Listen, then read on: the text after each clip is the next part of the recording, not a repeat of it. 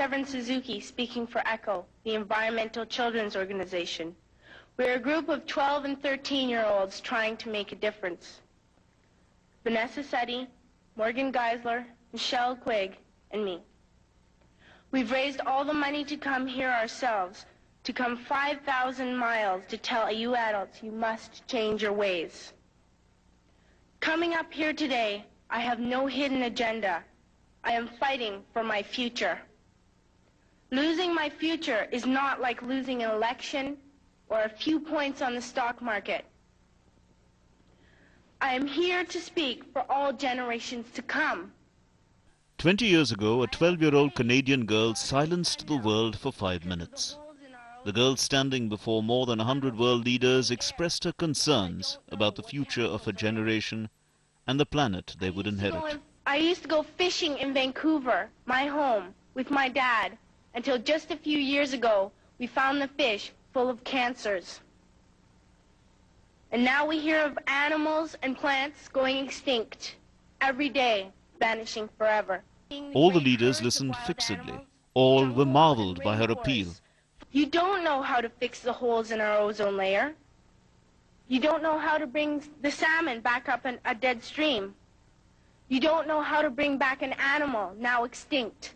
And you can't bring back the forest that once grew where there is now a desert.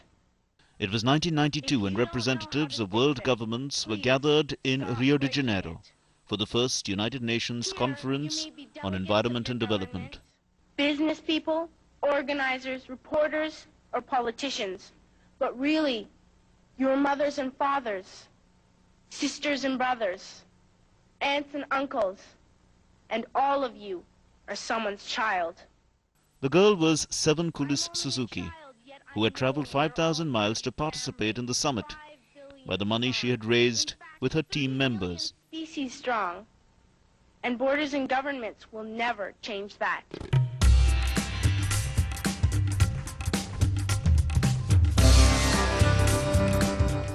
Two decades have passed, but not much has changed. The youth of today are as afraid and skeptical about their future as was Seven Suzuki. The world once again needs a child to stand up before its leaders and appeal to them to ensure that they live a secure future. Reflect your words. Thank you. After 20 years, we once again find ourselves on the same road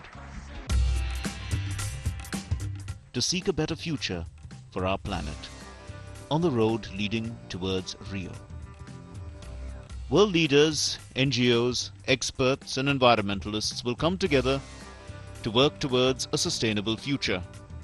The Brazilian capital is ready to host the United Nations Conference on Sustainable Development from 20th to 22nd June.